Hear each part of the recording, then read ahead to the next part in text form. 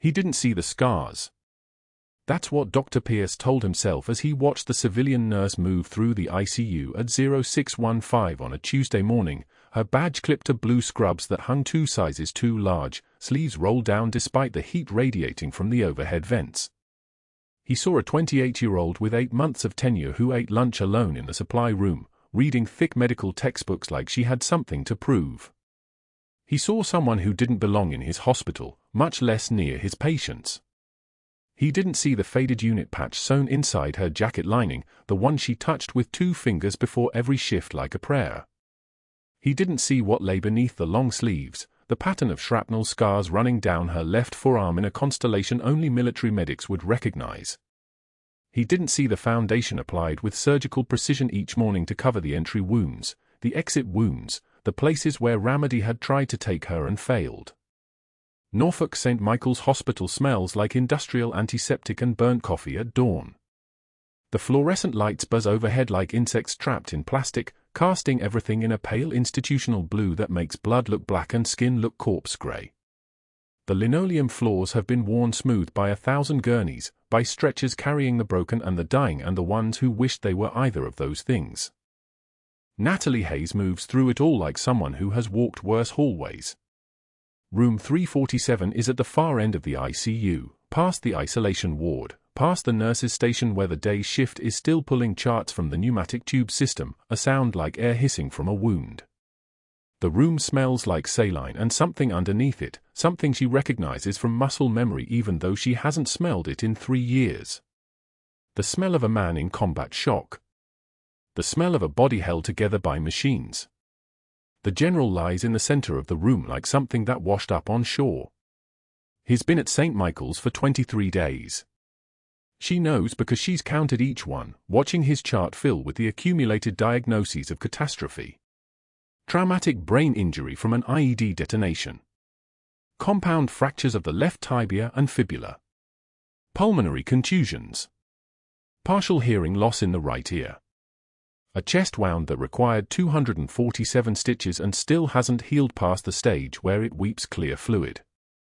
And the muteness, the doctors called it selective mutism, though selective implies choice, and Natalie suspects there was nothing chosen about the way his voice was stolen. His name was General Marcus Holloway when he flew out of Ramadi. The convoy lost comms 6 kilometers outside the wire. Nobody knew what happened in that missing window. Not until the evac bird brought in a man with burns covering 47% of his body and a look in his eyes like he'd already attended his own funeral. Natalie checks his vitals at 0618. The ventilator wheezed its mechanical rhythm, a sound like someone learning how to breathe from first principles. Heart rate holding at 78. O2 sat 94% on the current settings. BP stable at 112/64. She makes notes in the chart with the kind of attention that borders on devotion, because devotion is what keeps people alive when the doctors decide they're not worth keeping. That's when she sees it. His left forearm rests atop the cooling blanket, the one they use to manage his fevers. The tattoo is in block letters, the kind that military medics get inked the night before deployment so nobody has to guess what matters. Black ink on brown skin. Faded at the edges from years of wear. Natalie Hayes. Her pen stops moving. Her jaw clenches once, briefly, so subtle that the cardiac monitor doesn't even register the spike in her own heart rate through the proximity sensor. She's still holding the pen. Her hand is still steady. The only thing that breaks is the moment, and moments are things you can afford to lose if you know how to compartmentalize. 3 years. That's how long it's been. 3 years since Ramadi. 3 years since the Phi base at Forward Operating Base Shank. 3 years since she pulled him out of the rubble with shrapnel in her left forearm and his blood on her combat uniform and the knowledge that if she got made here, if anyone found out what she actually was, everything collapsed. 18 months of undercover work evaporates like steam off a cooling body. She adjusts his full line, checking the infusion rate on the pump. The needle is a 20-gauge peripheral, which is fine for hydration but useless if he crashes. She makes a mental note to request a central line placement, knowing that Dr. Pierce will refuse on principle, knowing that she'll have to accept that refusal with the quiet deference of someone who's been trained to disappear inside institutions. The problem is that she remembers his face. That's the thing nobody tells you about combat. You forget what the world looked like before it caught fire. You forget the exact pitch of your mother's voice. But you never forget the face of someone who carried you out of the burning place. You carry their face inside your chest cavity like shrapnel that never comes out, like something that will eventually work its way toward your heart if you don't bleed out first. Holloway's eyes are still closed. The TBI has taken his voice and his memory and probably half of what made him himself, but somewhere in the neural pathways his brain is still rewiring, his doctors say. Somewhere in the damage there might still be recoverable function. That's why she's here. That's why she stayed at St. Michael's when every other door closed, when every other hospital in a 50-mile radius would have paid her to walk away from pediatrics and pick up something easier. She touches the faded unit patch sewn inside her jacket lining, one quick two-finger prayer, and that's when Dr. Pierce walks in.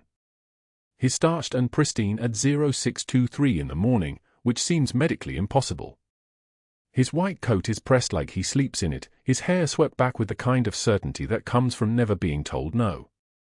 His voice carries the particular timbre of someone accustomed to absolute compliance. When he speaks, it's loud enough for the family in 348 to hear through the thin walls. Still wasting time on the vegetable in 347. Natalie doesn't look up from the chart. Her pen continues moving. The notation reads, patient stable. Alert but non-communicative. Pupils equal and reactive. Continuing current pain management protocol. No new complications. The handwriting is perfect. Nobody has ever seen her handwriting shake. His condition is stable, doctor, she says quietly. The wound progression is favorable.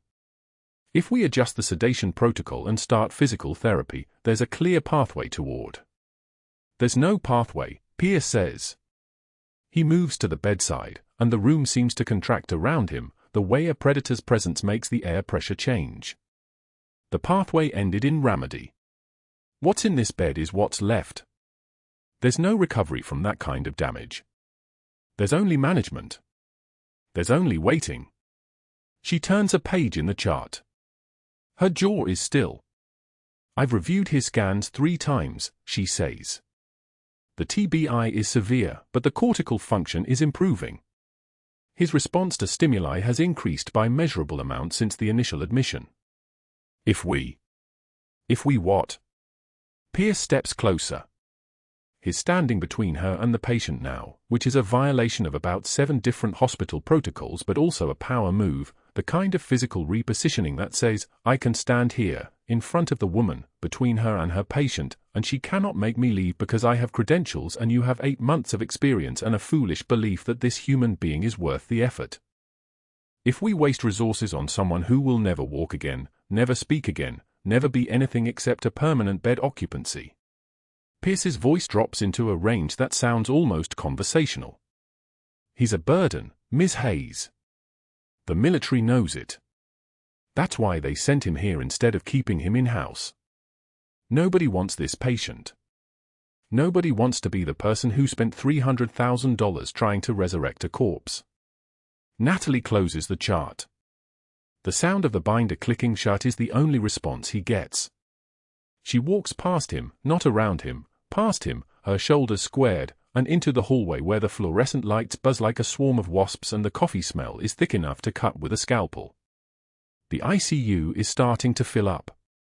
The day shift is arriving in waves, nurses and respiratory therapists and the attending physicians who will round in 30 minutes and make decisions that have nothing to do with outcomes and everything to do with economics and liability and the kind of calculus that hospitals use to determine which lives are worth saving.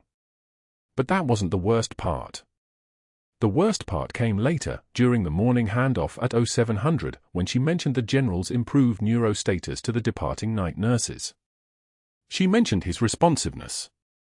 She mentioned the trajectory she'd observed over the past 3 weeks of careful assessment and careful adjustments and the kind of quiet heroism that never makes the charts because it exists in the space between what the hospital officially approves and what the patient actually needs. By 07:15, the message had already started circulating through the break room. The nurses began pulling their eyes away when she walked in.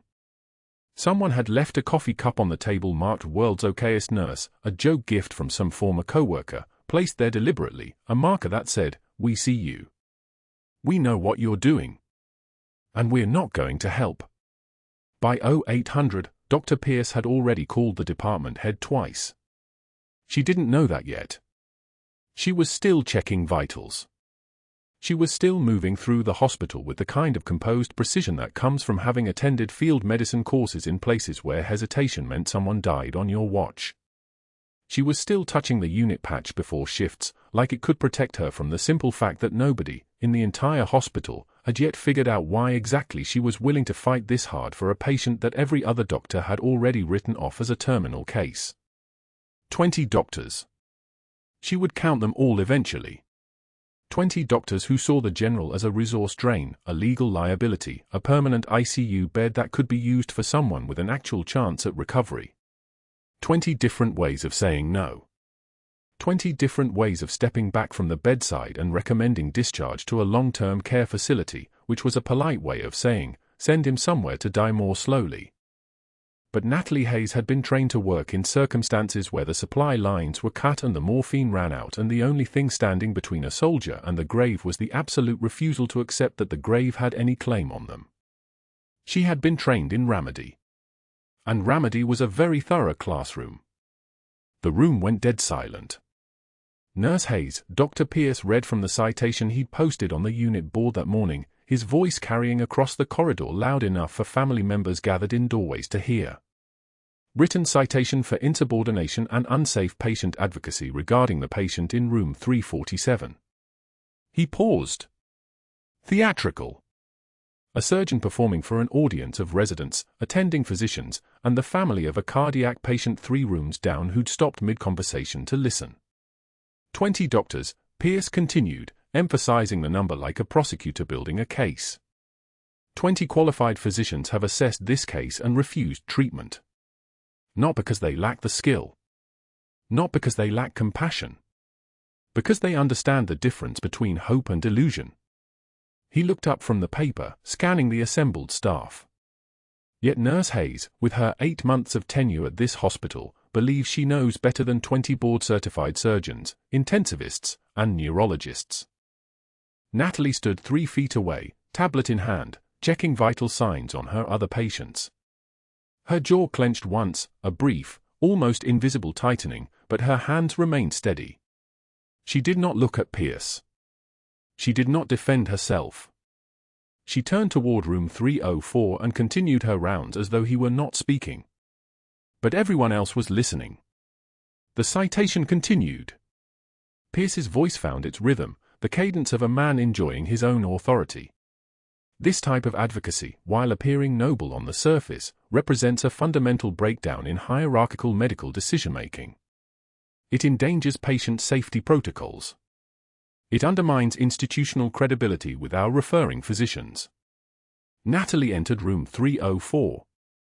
She checked the fall line, adjusted the flow rate on the infusion pump with precise finger movements, and recorded the numbers on her tablet: 08 for 7 hours, heart rate 78, blood pressure 142/88, oxygen saturation 96 on 2 liters. Routine. Clinical. Her face a blank slate. Behind her, Pierce finished reading. This citation will remain in her personnel file. Any further advocacy for non-viable cases will result in immediate suspension pending review. The gathered staff dispersed. Residents returned to their charts. Nurses went back to their assignments. The family members in the doorways exchanged confused glances and returned to their private conversations. By noon, Natalie was alone at a table in the break room. She'd sat down with her lunch tray, leftover pasta from home, an apple, a bottle of water. 6 other nurses occupied the break room, scattered across 2 tables. When she pulled out her chair, one nurse looked up. The eye contact lasted less than a second. Then, in sequence, the scraping of chairs. One nurse gathered her yogurt and spoon.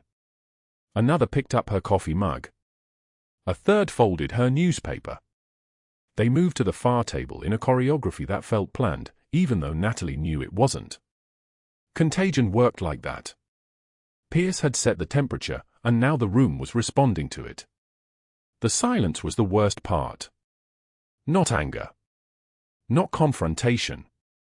Just the deliberate absence of her. She lifted a forkful of pasta. Cold now. She chewed slowly, her gaze fixed on the wall clock. 12:07 p.m. She had 31 minutes before she needed to return to the floor. Dr. Pierce entered the break room, coffee cup in hand. He poured from the carafe near the sink, his movements unhurried. Then he turned toward the far table where the nurses clustered and stage-whispered something to the charge nurse, Melissa, a woman Natalie had once helped study for her CCRN exam. Melissa laughed. A sharp sound. Pierce smiled and left. Natalie remained at her table. She did not look up. She did not acknowledge that she'd heard. She finished her pasta and ate her apple, the crunching sound almost aggressive in the quiet room. That afternoon, she found herself cornered outside room 347.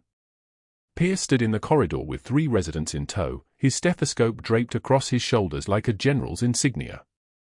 Natalie was leaving the general's room, stepping into the hallway after checking his feeding tube and adjusting his bed position.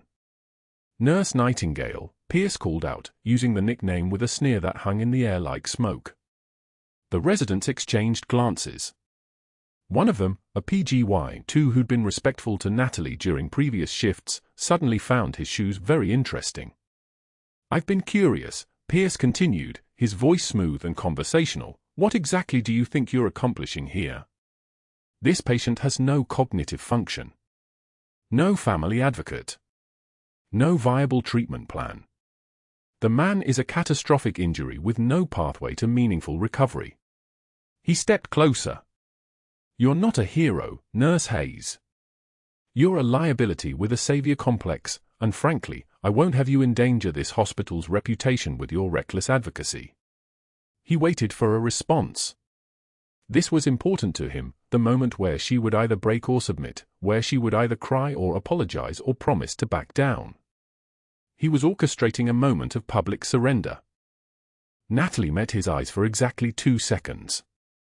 The kind of sustained eye contact that was not challenging, but not submissive either.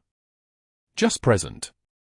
Then she turned toward the general's door, pulled it open, and closed it behind her, leaving Pierce standing in the hallway with his audience of residents and no response to witness.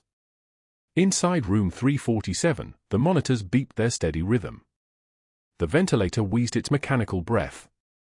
The general lay motionless, his left arm visible above the blanket, the faded block letters of her name still visible on his forearm despite the bandaging and time. She checked his vitals methodically. Sat oxygen 94. Heart rate 62. Blood pressure 128/71. Everything stable. Everything normal. Everything that meant nothing because his eyes remained closed and his brain activity remained absent. She whispered, still here, the words so quiet they barely disturbed the hospital air around them. His fingers twitched once. She waited for another movement, but the monitors showed no change in neurological activity. Just a reflex. Just muscles responding to nothing. But that wasn't the worst part. The worst part came at 0200 hours when Natalie was alone in the supply closet, supposed to be restocking central line kits. Instead, she stood in the dim fluorescent light with her forehead pressed against cold metal shelving, her fingers gripping the shelf edge until her knuckles turned white.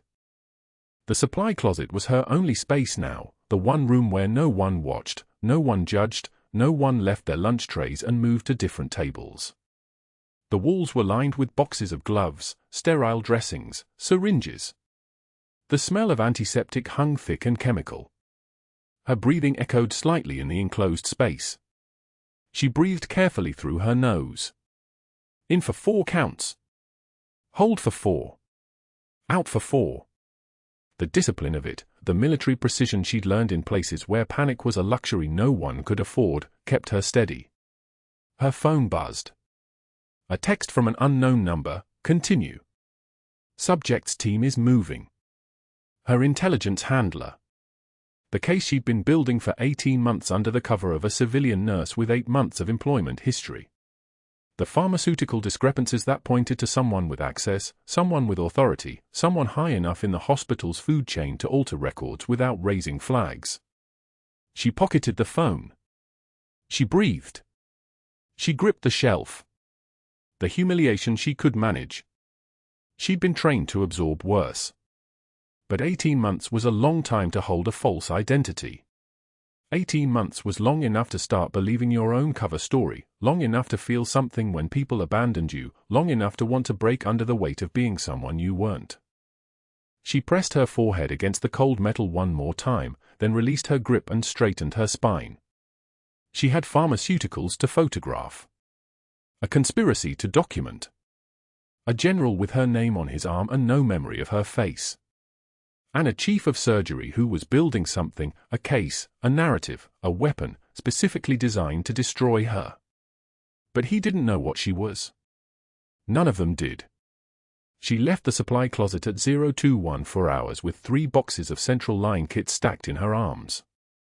By 0300, she was standing in the locked dispensary on the 3rd floor, her phone camera documenting inventory discrepancies in the opioid logs. The numbers didn't match the shipments. Someone was siphoning, and someone with administrative access was covering it up. She uploaded the files to her handler. Waited for confirmation. Received one word, continue. By morning rounds, the citation was still on the unit board. By lunch, the nurses still moved to different tables. By afternoon, Dr. Pierce was still orchestrating pressure through whispers and institutional weight. And Natalie checked the general's vitals with steady hands, her jaw set, her eyes fixed on the monitors, her whole body a study in composure while everything beneath her skin burned with 18 months of rage and restraint and the knowledge that she was closer to the truth than anyone realized. She adjusted his pillow. She whispered, "Still here." And somewhere in the depths of a brain fractured by trauma, the general's fingers twitched once more. The general's fingers twitched once more, and Natalie held that small movement like a secret, watching the monitor's green line climb fractionally before settling back into its steady rhythm. She didn't move. Didn't blink.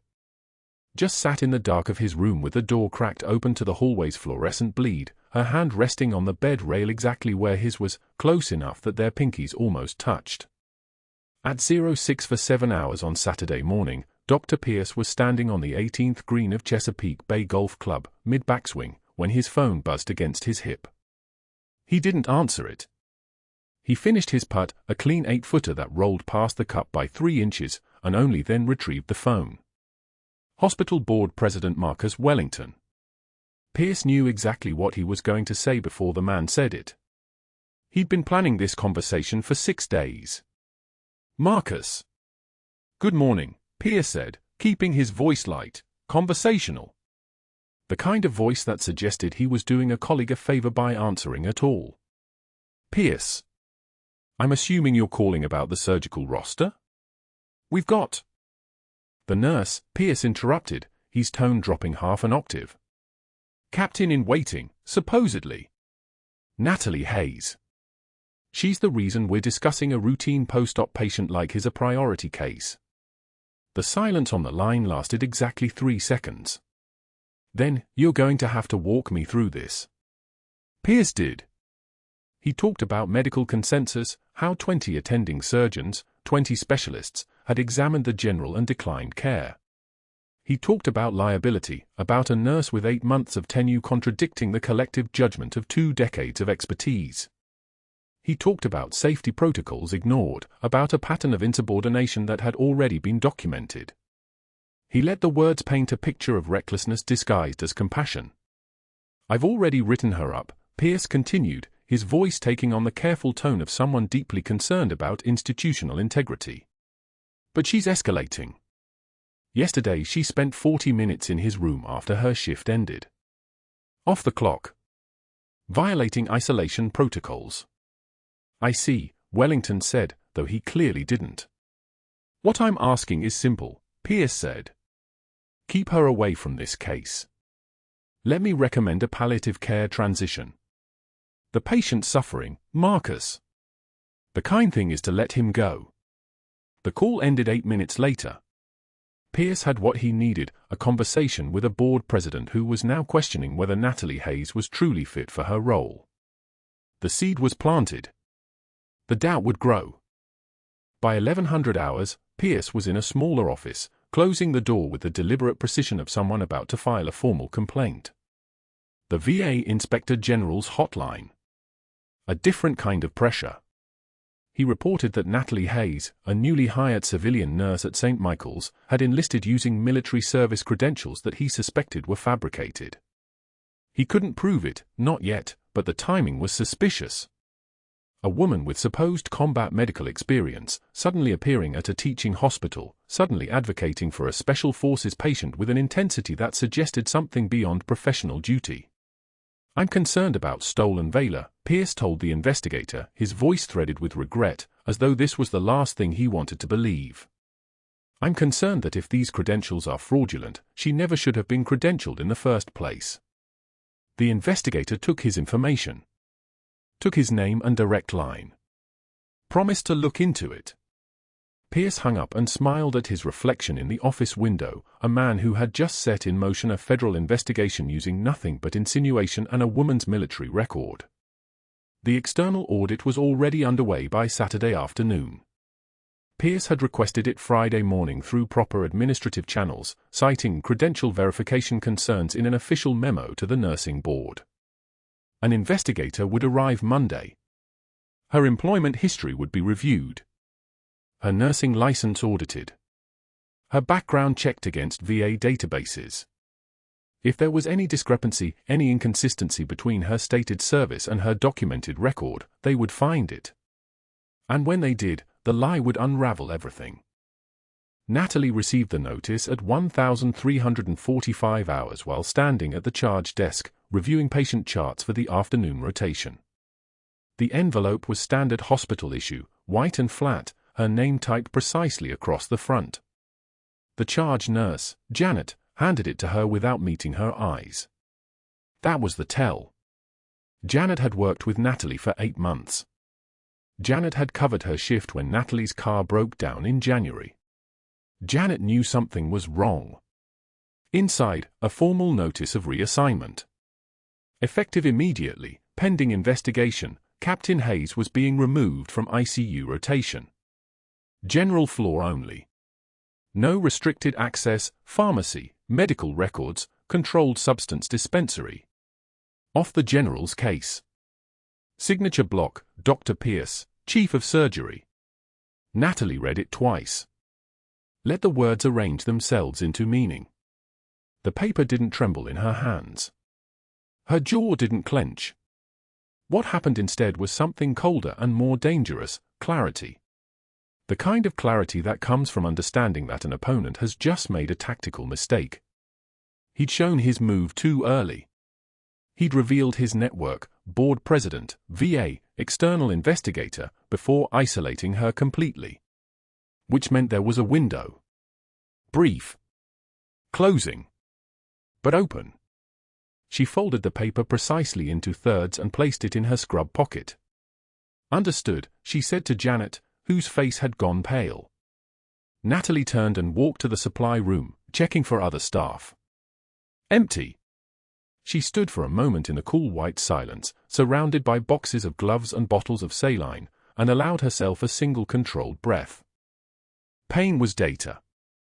This was data. Pierce wanted her off the case, wanted her discredited, wanted her removed from the hospital entirely. Which meant he had something to protect. Something in this building that mattered more to him than his reputation as chief of surgery. Something worth burning a nurse's career over.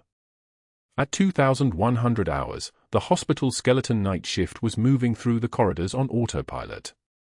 Natalie waited until the charge nurse was tied up with an acute patient in Trauma Bay 2, then made her move. The master keycode, memorized 3 months ago from a locker room conversation, still worked. The pharmacy door clicked open. No alarms.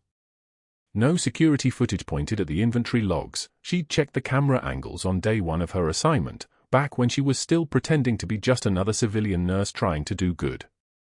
The logs were kept in a stainless steel binder on the locked shelf behind the counter. Natalie photographed each page with her phone camera, moving with the fluid precision of someone who'd done this 100 times before. Morphine. Fentanyl. Propofol. Parallel entries in 2 different handwriting styles. Dates that matched Pierce's work schedule.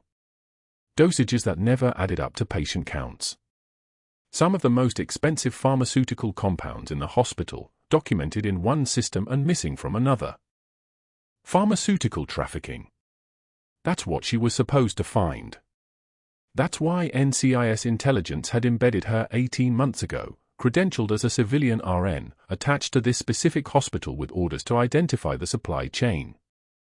The person or people moving military-grade painkillers out of St. Michael's distribution center and into the hands of someone who could move them overseas. Someone connected to insurgent networks. Someone worth her entire cover.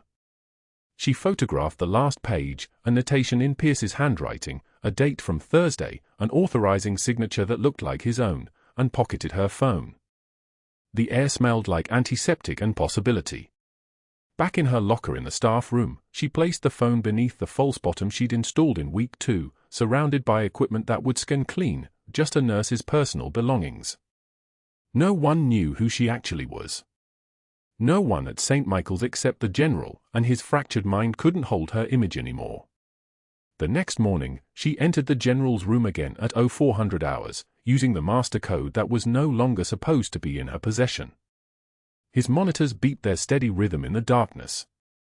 She sat beside him exactly as she had the morning before, and the morning before that, all the way back to when he'd arrived from Ramadi with a name sewn into his brain that he couldn't speak and she couldn't claim.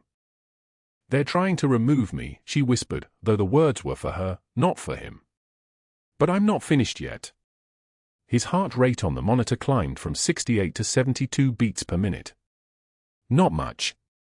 Not enough that anyone would notice. But enough that she felt it, and that was the entire war reduced to its smallest possible unit, one person, still fighting, for someone who couldn't fight back anymore. The dressing change was routine. It wasn't supposed to be. Dr. Pierce had personally reassigned her to it that morning, a power move dressed in orders. The general's chest wound needed cleaning, fresh bandages, assessment of the subcutaneous drainage. A simple procedure. Natalie had done it 47 times in the past 18 months. Her hands knew the angles, the pressure points, the exact moment the gauze would stick if she didn't angle the adhesive tape at precisely 17 degrees. She didn't count these things anymore. Her body just knew. The junior resident assigned to assist, a third year named Morrison, was nervous. She could smell it on him, underneath the soap and fear. He'd never seen combat. Never done field medicine under fire. Never had to choose between losing a finger and losing a life. He trembled as he opened the sterile packages, hands shaking as he arranged instruments on the metal tray. Scalpel, hemostats, suction bulb, fresh saline gauze, antibiotic ointment, silk tape. All the small tools of healing arranged like soldiers in a line. "You're good," Natalie said quietly. Her voice was still soft then, still wearing the mask of deference. "Just breathe." Morrison nodded, not meeting her eyes. Nobody met her eyes anymore. The entire nursing staff had reorganized itself around her absence. Conversation stopped when she entered rooms, lunch tables emptied, even the cleaning crew scheduled differently. She was radioactive now. Contagious with the disease of defying Dr. Pierce. The general was asleep. His chest rose and fell in the rhythm of the ventilator, a mechanical hiss that filled the room like the sound of time passing. 18 months ago, he'd arrived from Ramadi with catastrophic injuries and no memory of her face. Now he lay here, this man with her name tattooed in block letters on his left forearm, and she still wasn't sure if he'd ever remember who she really was. That didn't matter. The mission mattered. Getting the evidence mattered. Staying invisible mattered. She began unwrapping the chest dressing, peeling away the adhesive tape with careful pressure. The wound beneath was healing, slow, methodical, exactly as it should be. No signs of infection. No fever spikes. No sepsis markers in the blood cultures. The general was doing what she'd known he would do, survive. Because survival was what soldiers did. Survival was the only acceptable outcome. The drainage collection system showed a steady amount of serous fluid, clear, yellow-tinged, normal. She noted the volume in the chart, 32 milliliters over the past 12 hours. Stable. Everything was stable. Morrison handed her the fresh gauze, and she was applying the antibiotic ointment when she felt it. A change in pressure beneath her gloved fingers. Not pain. Not resistance. Something deeper. A shift in the tissue layers, a subtle collapse of elasticity that meant something had torn internally. Blood pooling where there shouldn't be blood pooling. The subcutaneous cavity filling with fluid that the drainage tube couldn't reach. Her hands kept moving. Muscle memory from Ramadi. From the firefight in the Jolan district where she'd cracked open a Marine's chest in the dirt beside a burning Humvee, her hands inside him, compressing the bleeding artery manually while the rotor wash from an incoming helicopter made her vision blur. Do the next thing. Do the thing that keeps him alive. Do not stop. Morrison. Step back. The alarm started 3 seconds later. The chest wound erupted. Blood, sudden, arterial, bright red, soaked through the fresh gauze in seconds. The general's oxygen saturation plummeted. 88. 81. 74. The monitor showed his heart rate climbing as his body tried to compensate for the blood loss it couldn't hide anymore. Call the code, Natalie said. She didn't reach for Morrison's hand. She didn't look for help. Her right hand already held a scalpel from the tray, the same scalpel she'd reached for in Ramadi when a 17-year-old kid with a rifle had shot her sergeant through the lung. She'd opened his chest in a convoy truck moving at 40 miles per hour. She could do it on a hospital bed. The blade went through skin, then fascia, then the thin membrane of the pleura. 5 seconds. Her left hand was already inside, fingers finding the bleeding vessel, the brachial artery that had torn when the infection spread inward instead of outward. She compressed it between her index and middle finger, applying pressure directly against the myocardium. The bleeding stopped. The oxygen saturation climbed. 86. 92. 98. O2 sat stabilizing, she said. Her voice sounded different now. Flatter. Pulse is 38. He's in profound shock but viable. The door burst open. Dr. Reeves from cardiac surgery. 2 ICU nurses. A respiratory therapist. The code team, moving like the machinery they were, trained and practiced and professional. They saw what Natalie had done. They saw the open thoracotomy, the manual cardiac compression, the blood on her gloved hand. They saw a nurse, a supposedly reckless, insubordinate, dangerously overconfident nurse, performing a procedure that should have required a surgeon's authorization, a surgical suite, an anesthesiologist, all the institutional machinery that was supposed to separate trained physicians from everyone else. Status.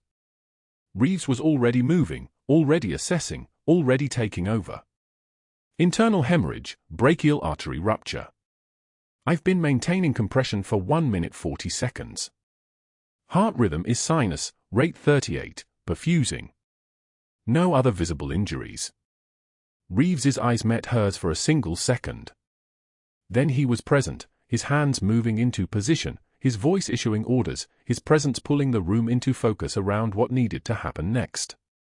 A surgeon was here now. The code team was here.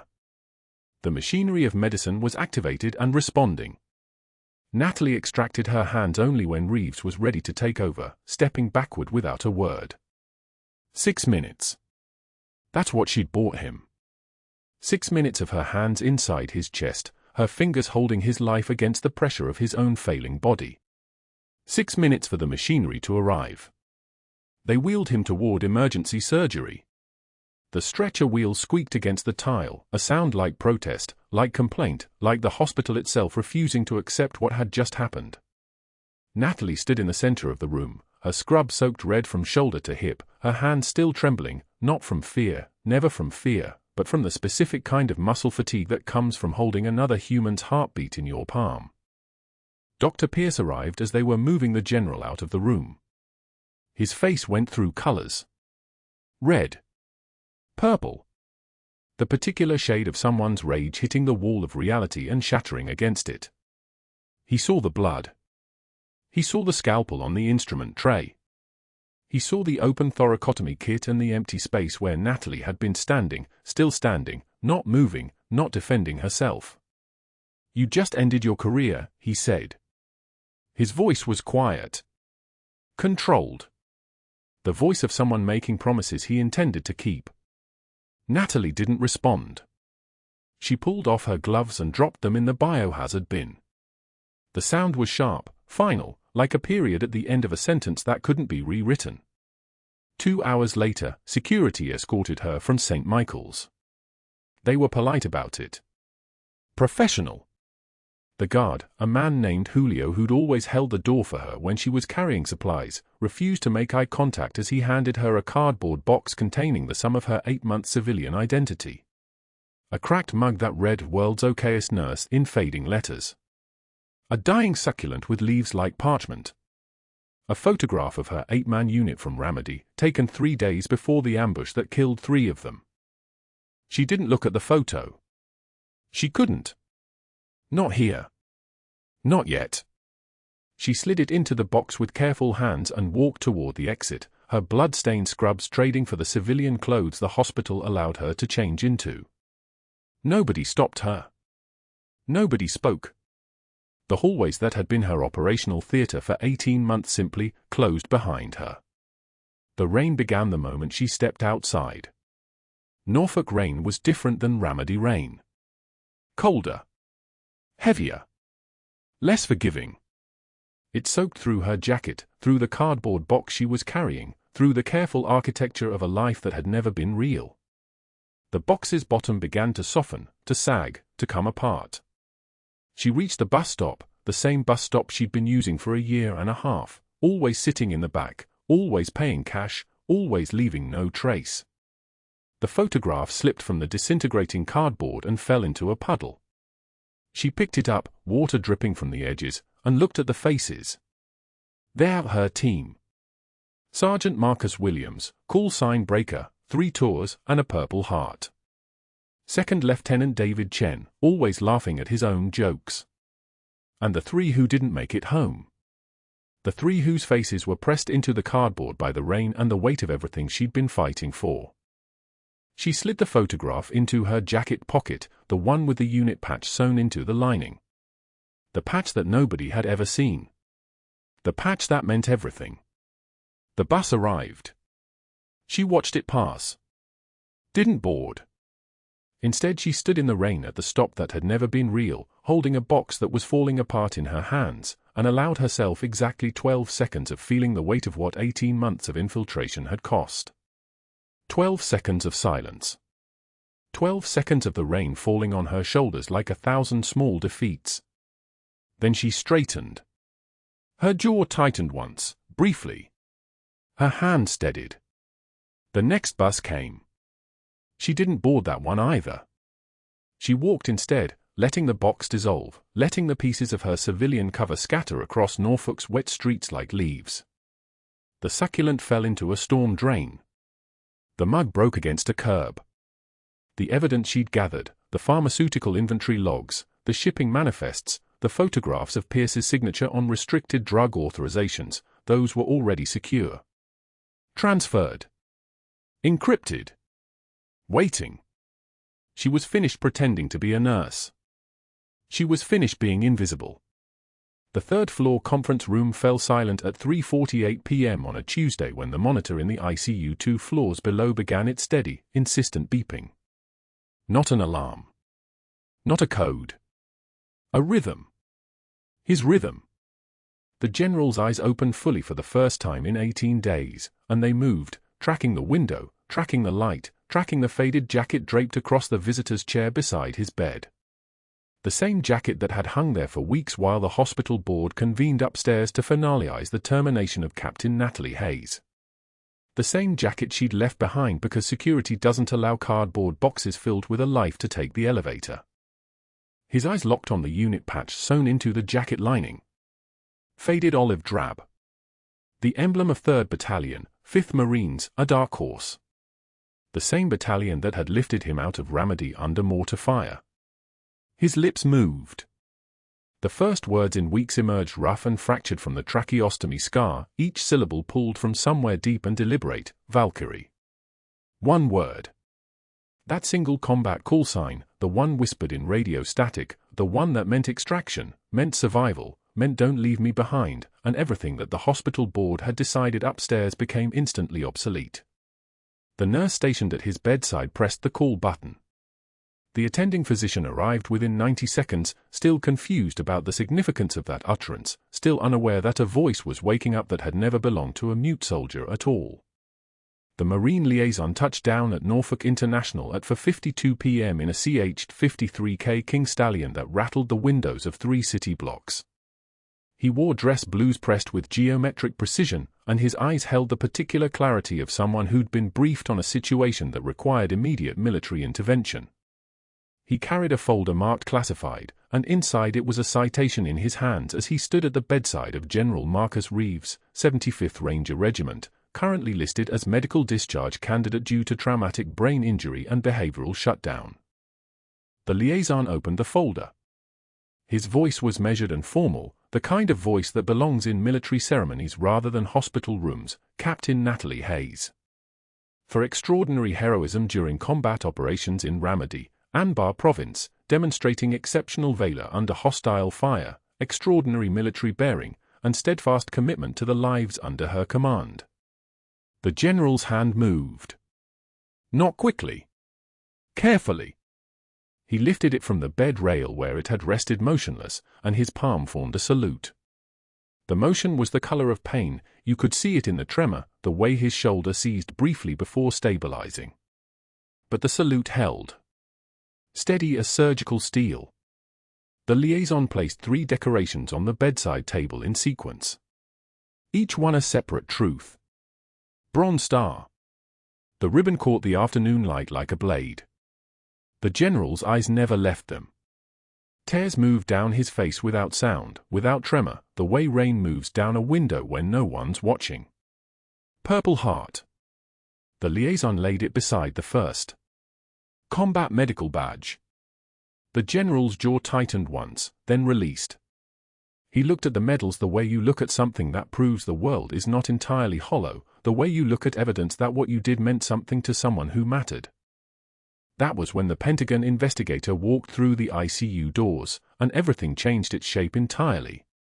His name was Investigator David Holloway, and he'd been summoned by Dr. Pierce 3 weeks earlier with specific demands: audit Captain Hayes' credentials, expose her dangerous overconfidence, compile evidence of unsafe patient advocacy. Pierce had believed the phone calls would protect him. Believed the network he'd activated, the board president on the golf course, the VA inspector general on speakerphone, the external auditor with a stack of files, believed that momentum and authority would function the way they always had. Upward mobility shielding downward corruption. Holloway had spent 6 hours reviewing Natalie's file and found nothing. No credential issues. No unsafe practices.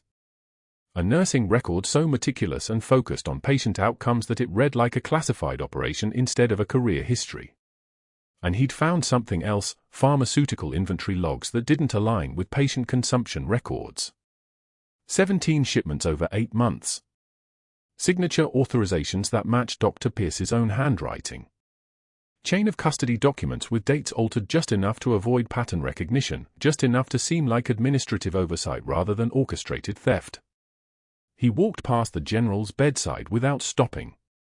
Found Dr. Pierce in the administrator's office on the 2nd floor, where Pierce sat in an oak chair beneath a portrait of the hospital's founder, still confident, still believing the weight of his title would function as ballast. Holloway opened a folder on the desk between them. Not gentle. Not slowly. 17 pharmaceutical shipments signed off without proper chain of custody, Holloway said. his voice the opposite of Pierce's earlier defense mechanism. This was the voice of someone reading a prosecution outline. Discrepancies that align precisely with the dates Captain Hayes flagged in her intelligence reports. Opioid inventory that never reached patient records. You altered logs. You used your position to obstruct a federal investigation that was already ongoing. He paused, letting the silence function as punctuation. You authorized every single piece of evidence the Pentagon needed to expose the trafficking ring you were protecting. Pierce's hands began to shake. Not slightly. In that way hands shake when the architecture of a life suddenly reveals itself as cardboard. I was protecting this hospital from a dangerous nurse who had, the administrator interrupted, and her voice carried the particular coldness of someone who'd been used as a prop in another person's delusion. You had a career. As of now, your privileges are suspended. Security is waiting outside. The Medical Board of Virginia received the investigative report 72 hours later. They suspended his license indefinitely. His attorney filed procedural objections that were immediately overruled. The evidence was methodical. It was damning. It was complete. 6 months later, in a classroom at Norfolk Community College, Dr. Pierce taught CPR fundamentals to 17 board students in a polo shirt embroidered with the college logo. $18 an hour. No starched white coat. No authoritative tone. Just someone demonstrating chest compressions on a plastic dummy while students texted under their desks and thought about leaving. His hands moved through the motions with the mechanical precision of someone who'd done this procedure thousands of times, but something essential had departed. The confidence. The entitlement. The belief that power belonged to him by birthright rather than by the kindness of people more qualified to wield it. His former network had dissolved. The board president released a terse statement distancing himself. The VA Inspector General initiated a separate investigation into Pierce's pharmaceutical authorization patterns. Colleagues he'd cultivated for decades suddenly became unavailable for lunch. The chairman of his country club wrote a letter suggesting he consider membership elsewhere. The general stood in the chapel at St. Michael's Hospital 6 months after his eyes first opened, and he could move now, still careful, still marked by the damage, but capable of deliberate action. He wore his service dress blues with the medals pinned in ascending order, Bronze Star, Purple Heart, Combat Medical Badge, each one a separate statement about what heroism actually looked like when you removed the title and the institutional power. Natalie entered in her own dress uniform, captain's rank visible on her collar, the same rank she'd held in Ramadi when she stayed behind in an active firefight to extract a wounded general who'd become her responsibility. The chapel filled quietly, staff from the hospital, personnel from the VA, a Marine honor guard standing motionless along the walls like monuments to something true. The general knelt. Not dramatically. With care and deliberate motion, favoring his left side where the shrapnel had lodged itself into his ribcage. The motion was visible pain, but the intent was unmistakable: respect. Gratitude. Recognition. He opened his palm and placed something into Natalie's hand. Her dog tags. The ones he'd carried through 2 years in captivity because she'd whispered a promise in the dust of Ramadi, "I'm coming back for you." And she had. She'd come back through every institutional wall and professional barrier, pretending to be a nurse while actually gathering evidence against the people who were destroying what this hospital was supposed to mean.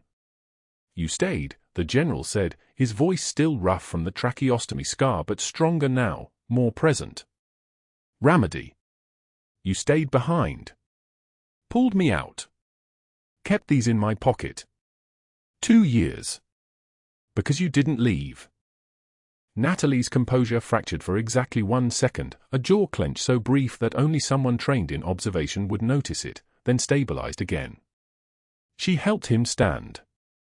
The motion was intimate without being personal. Military. Precise. Honorable. The staff who had watched her eat lunch alone in silence now stood and applauded. Some were crying. Others simply stared at the woman they dismissed, the woman they'd left sitting at cafeteria tables while they gathered their trays and moved elsewhere, the woman who'd been mute because she was listening, not because she had nothing to say. Dr. Reeves stepped forward from the administrator's position. We owe you an apology. Natalie shook her head once. You owe him your honesty. She gestured to the general, to the medals on his dress uniform, to the truth now visible. 20 doctors saw a liability. He deserved better. This hospital deserved better. She walked the general to the VA transport waiting in the circular drive outside. His gait was still unsteady but improving daily, physical therapy and the particular healing that comes from being believed in, from being worth something to someone who'd already proven what she was willing to sacrifice. He paused at the vehicle door and looked back at the hospital, at the brick facade and the windows and the place where he'd spent 6 months learning how to exist again. Pierce? He asked. Natalie's expression remained unchanged. Teaching CPR to undergrads for minimum wage. His investigation destroyed him. The evidence he created against me exposed everything he was protecting. The general nodded once, satisfied in the way people are satisfied when justice functions like mathematics rather than mercy. Before entering the transport, he turned back. His voice was careful, each word deliberate. What you said in there. About what people deserve. That goes for you too, Captain. Natalie's hand moved to the unit patch inside her jacket lining, the faded olive drab patch that had started everything, that had spoken her identity in a single hospital room when a general whispered a combat call sign and finally proved that she'd never been invisible at all. The gesture was automatic now, muscle memory from 2 years of carrying proof of who she was when no one else in the world knew. Power is not a title, she said quietly, meeting his eyes with the full weight of her recovered authority. Power is the ability to help. The general saluted. She returned it, formal, precise, one warrior acknowledging another. The transport pulled away toward the VA facility, and Natalie stood in the Norfolk evening, the cracked coffee mug replaced with a new one, the dying succulent thriving now in her office at the Pentagon's Intelligence Division, the photograph from Ramadi framed on the wall, all 8 faces visible, honored, remembered. The ones who came home. The ones who stayed behind in the dust. The ones who made it possible. The doors behind her were closing. Not on her anymore. On everyone who'd ever believed that silence meant consent, that composure meant weakness, that a nurse with steady hands and a loaded history could be contained by 20 doctors and one man's institutional fear. Subscribe for more stories about the people who choose to help when it costs them everything. Like if you believe true heroes operate in the dark, then challenge yourself to recognize them in the light. Comment below, have you ever been underestimated by someone who didn't know your actual strength?